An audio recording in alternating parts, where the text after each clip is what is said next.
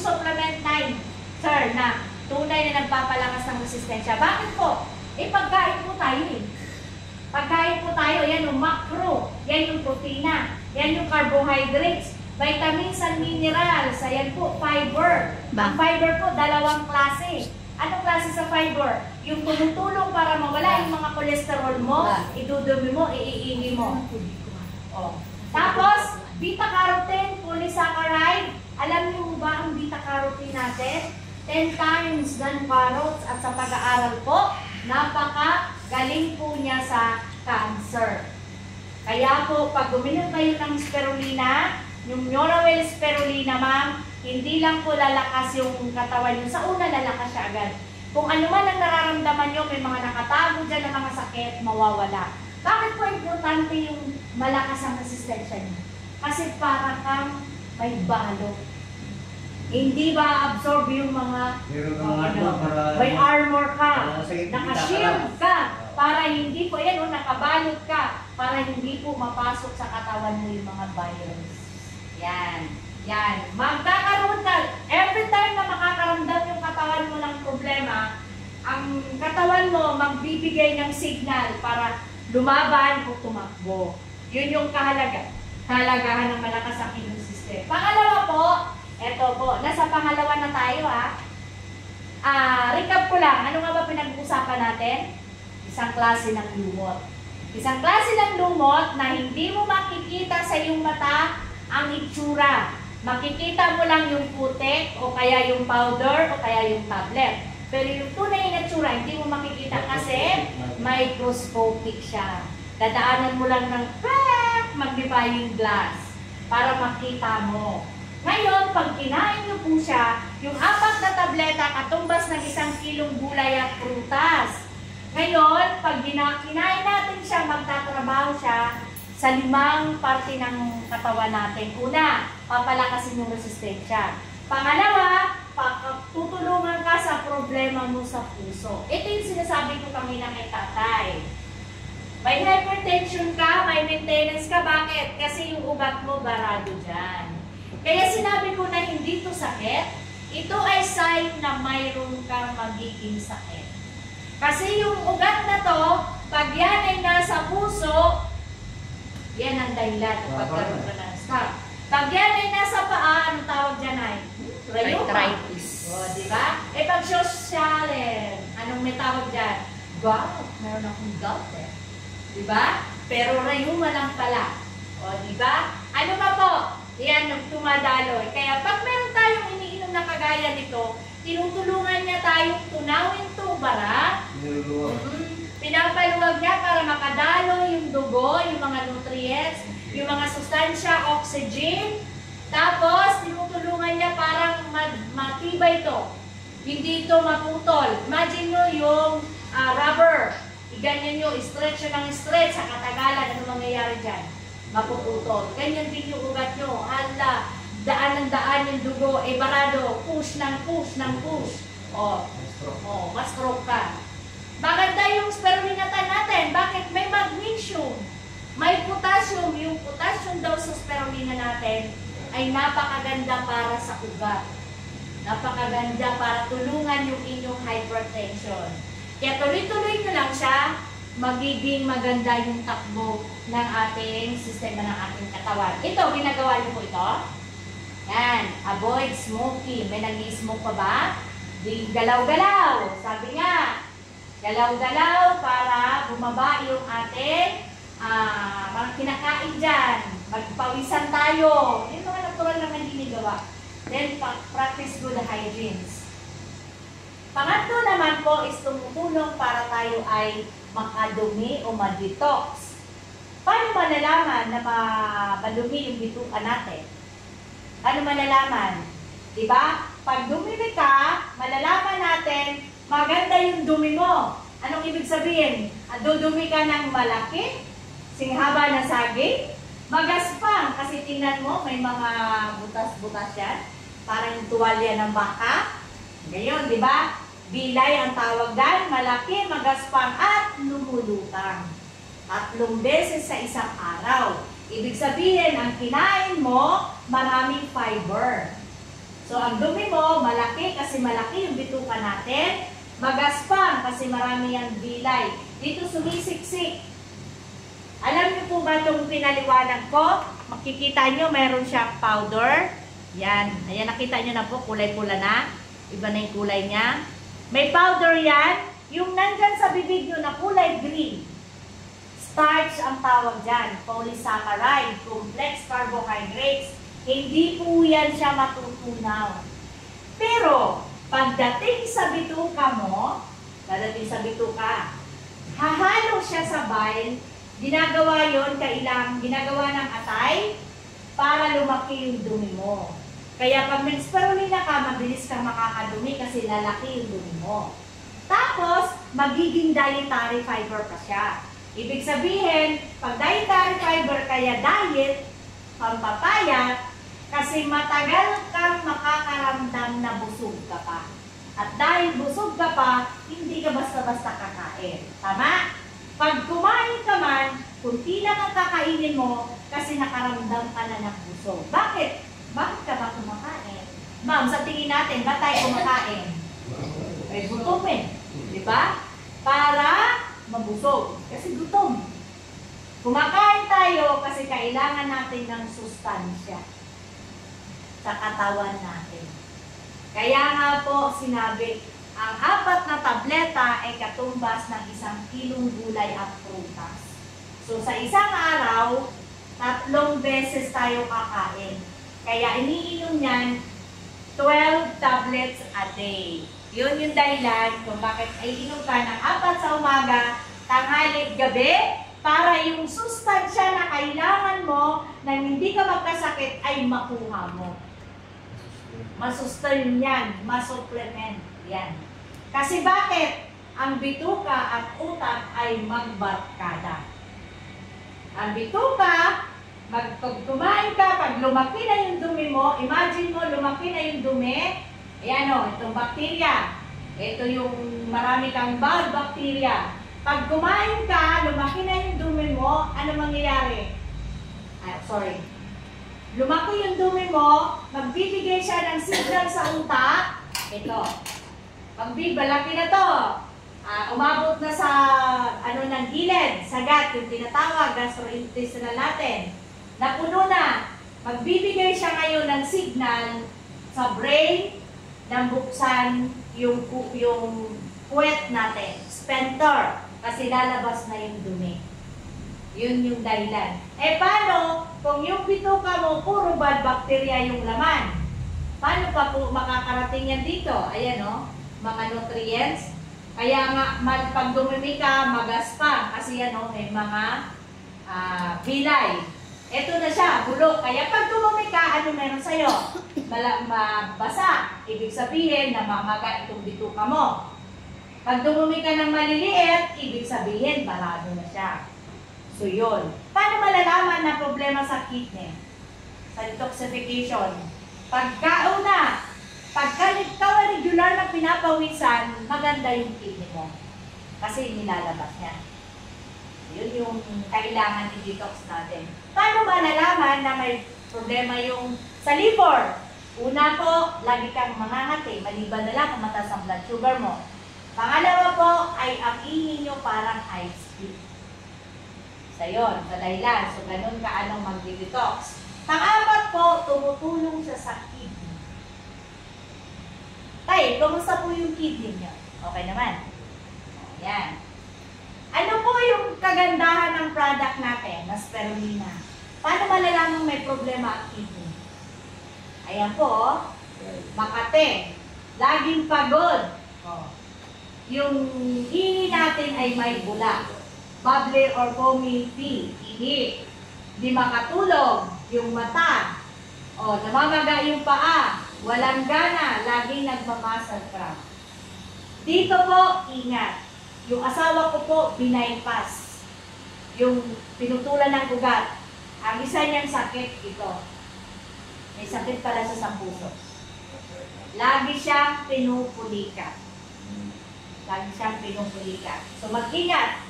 Sa pag-aaral po, yung ating product po, yung blue pigment, yung pinag-uusapan natin kanina, di po ba? Yan o, yung pinag-uusapan natin. Nakita nyo, blue na? Yan, blue na siya. O, bukas, mas malala pa yan. Second day, ang ganda, no? Nakita yung second day. Yung blue pigment daw ng produkto natin, kaya niyang tulungan yung inyong kidney. Ma-repair at magtrabaho ng maayos. Kaya daw po ng phycocyanin na stimulate yung homeostasis, yung creation of blood, para doon magawa yung hormone na tinatawag na erythropoietin. Siya po yung kailangan ng bone marrow para magawa yung white and the red blood cell.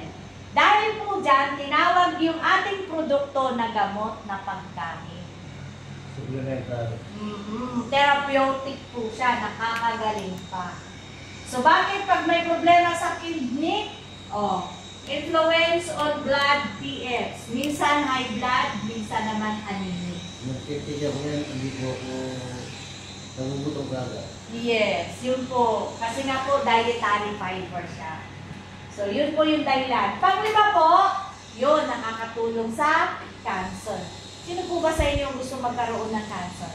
Di ba wala? Pero alam nyo ba, na sa buong buhay natin, 3 beses tayo nagkakaroon ng cancer ay sa pag-aaral. Kaya lang, hindi tumutuloy. Bakit? Malakas ang resistensya natin. Kasi lagi naman tayo may cancer cell. Ano bang problema pag may cancer ka? Ito yun. Di ba sabi ko kanina, hindi ka naman pwede hindi huminga. Hindi naman pwede hindi kumain. Maglaway ka kaya. Di ba? Although dito, sa edad natin, mapiprevent natin yun. Pero yung mga bata, hindi. O ano nangyayari? Nasisira itong normal cell natin. Nagda-damage siya, tapos nagmo-multiply siya. Nagiging bukol. Siya. Maging bukol siya. Ngayon, ang bukol dalawang klase. Yung isa, tawag niya benign. Bukol lang siya. Andyan lang siya. Yung isa, ang problema, kumakalat. Cancerous. Nag-metastasize. Ayan. Nagiging cancer. Sabi po sa pag-aaral, pinukunan diyan. Sabi po sa pag-aaral dito, meron daw stage 4 ng liver cancer, pinainom nila ng spirulina. Pero may timbang. 150 mg per pound of body weight. Nandito ba? Wala. Ito. 150 mg ng spirulina per pound of body weight. So, titimbangin. Sabi dito sa pag-aaral na to, kapag uminom ka daw ng spirulina, sa ganung dami, ang gagawin ng spirulina, tutulungan niyang mabilis itong mamatay na cancer cell. Ito. Kasi di ba napansin nyo kanina, nagmumultiply siya. Ayan, nagmumultiply siya. Nagre-recruit din siya. At mas mabilis yan sa'yo mag-recruit, ma'am. Nanganganak yan, mabilis. Mabilis. Pagka uminom ka daw ng 150 mg ng spirulina, ang gagawin niya sa katawan mo, mabilis niyang mamapatayin itong mga cancer cell. Tapos mabagal siyang papadamihin. Mabagal ang kanyang multiplication, ganyan, tapos mabilis siya namamatay. Ang nangyayari, na-outnumbered sila. Diba? Good and bad. So, na-overtake natin, nananalo tayo, nananalo yung good cell. So, bakit maganda ang spirulina sa cancer? Kasi bakit po? Ayun o, may anti-cancer, pinakamatapang po na anti-cancer yung blue pigment, yung beta-carotene sa pag-aaral po, lahat po ng kumakain ng, pinag-aralan po nila yung grupo na kumakain ng mataas na beta-carotene, hindi po nagkaka-cancer. Ang chlorophyll po ay isa sa dahilan kung bakit nag-explode dyan, mataas na alkaline. At ang cancer ay hindi nabubuhay sa alkaline. Ano pa? Yung cancer po namamatay.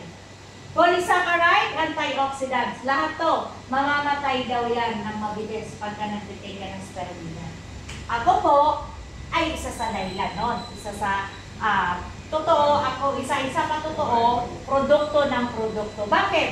Ba't pa ako nandito? Di ba sabi ko mag-share? Anong ginagawa ng product natin? Una, ano po? May regalo, bibigyan ko ng spirulina kapag nasagot. Walang nakaano. Una, pinapalakas ang resistensya natin. Pangalawa, tinutulungan tayo sa puso natin. para mag-neutralize, maayos yung daloy ng dugo doon sa mga ugat natin. May mga namamaga doon sa ugat sa puso, tutulungan yan. Hindi lang sa puso, sa lahat ng parte ng katawan natin. Ano pa po? Tumutulong para tayo ay makadumi, makaihi, pagpawisan, detoxification ba? Natural detoxification. Pang-apat, tumutulong sa kidney. At pang-lima, tumutulong sa cancer. Ngayon, uminom na ako ng spirulina. Bakit ganito? Hindi na ako makatayo. Diba? Natatandaan yung demo natin? Pag may problema, hindi mo alam ilalabas. At ang spirulina po ay nagtatrabaho sa 3 paraan. Paano iinumin? Yan. Paano muna tayo inumin? Paano inumin? Pag baby, infants, sabihin baby, half tablet o 2 tablets a day. Nguyain, i-powder. Pag children, 2 to 6 tablets a day. So, dalawa, ma'am, sa children, sa infants, pag yung baby, pinakain niyo po ng spirulina, ano mangyayari? Lalaki yan na healthy. Iiwas yan sa mga junk foods. Kasi yung taste bud niya, dito sa bibig, kaya naghahanap tayo lagi ng masarap kasi acidic tayo. Pero pag nag-start na ng bata pa sa spirulina, kakasanayan niya yung mga healthy food. Hindi siya lagi maghahanap ng malalasa. Kasi lahat ng masustansya pagkain walang lasa. So pag adult, yun po yung sinasabing 4 to 12 tablets a day. Visit lang tayo, magbibigay tayo sa kanila. Oo, kasi pati yung plastic. Mamaya po, magbibigay sa tayo sa inyo. So 4 tablets. Pag may sakit, ano, 3 category yung sakit. Ito. O yan, gawin yung Kasi puso. yung kidney ko yung stage 3 nun. Oh, mayroon po. Dahil sa pag-inom ko ng veterinary nasira, nag-stage 3 ako. Kaya ginawa ko part. Ngayon, normal lang, wala na akong uric acid. Oo, di ba? Wala Yun na sa akong surface gastro, mo. wala na akong arthritis. Oh, Hindi yan. ako nagpamadoktor na yan. Yan. Tama. Maganda, sir. Ito yun. Bilong po yun sa chronic. So, dapat po, ang inumin talaga nun, sir, is 10 tablets 3 times a day. Ganon. Pero sa 5 lang, effective ka na. Pwede mong dagdagan din para mas maganda. Yung acute po, ito yung mga nabangga, bigla nabangga. Wala naman dosis daw, kaya din natin ito ang Yan. Wala po talaga. Depende po sa budget. Tapos, cancer. Ang cancer po is 15 tablets. Marami po kasi cancer yan. Ha? Cancer po yan. Ngayon, kita niyo po. Ito ako noon, ito na ako ngayon. Pwede, di ba? Natawag siya ako. Ganyan. Mga naman, sabi ko, 3 stages nagtatrabaho yung spirulina. Una, nagtatrabaho siya bilang pagkain. So, kung ano yung kulang, tandaan po natin, pag nagkaedad tayo ng 27, natural na humihina yung mga antioxidants natin. Pagdating ng 40 years old, yung mga ugat natin, barado na lahat. Kaya nagkakaroon na tayo ng inflammation. So, ang nangyayari doon, hindi na po na-absorb ng tama, ng eksakto, lahat ng nutrients, sustansya, mula sa kinain natin. So, ang spirulina po pag ininom nyo, siya po yung tutulong. Mapunuan yung mga kulang. I-fill in niya po yun. Pag tinuloy-tuloy niya po, pag tinuloy-tuloy niya po, magiging complement siya. Ano ang ibig sabihin ng complement? Magdadagdag siya. Magiging dagdag siya. Yes, yun. Magdadagdag. Tutuloy siya yung gamot mo, binigay ng doktor, magtatrabaho siya times 3. Magiging times 3 yung effect niya. Mas magiging mabilis. Bakit po? Kasi masustansya na yung katawan mo, malakas na ang resistensya mo. Ituloy-tuloy mo lang siya, ano mangyayari? Marirejuvenate. Marirepair ang body mo. Mabilisan ba? Diba? Galing ni Sir, diba? O, palakpakan natin si Sir. Para naman, alam natin, alam ka alam eh. So ito po, isa kong kasamahan, nakita ko po ito 1 year to live na. So kung 14 years ako, nakita ko to, hindi pa ako nadadiagnose ng cancer. So nasa 15 to 16 years na yan. Kasama namin yan. Nakita niyo po yung pamphlet? Yan. Ayan po siya. Ito ako. Yan ma'am, kuha po. Yan po siya. Ito ako. Itong isa naman, 34 years old pa lang, diabetic na. Uminom ng ating product. Ayan, kuha ko kayo ma'am. Yan po yung ating, spirulina. So nakakapayat mo po siya. Oo, kita niyo po. Ako po yan. So, Ito niya. pinigil yung wait yan. Oh, yan. So, ano pa po? Yan. Ang may-ari ng kumpanya, si Sir Ken. Ang ating head sa financing, kanyang asawa. Kilala niyo ito, na napakaganda. Nakita niyo po ito? Yan po. Nasaan yun? Ganda. Wow. Ay, ito sir, nakita niyo? Asan to? Ayan din. Nasa likod din siya. Ay, ito, nakita niyo? Ayun din. Andun din siya. So, nandito kami. Huwag doon kasi wala ka. Nag-absent ka siguro. Ito naman ay Singapore Blue. Ang ka-partner ba? So, ito po yung ating management. Si Ma'am Eileen, asawa ng may-ari ng company, si Sir Ken, si Sir Randy, si Ma'am Barbs, at si Ma'am Ayon. So, may tanong po. May tanong po. Magkaroon isang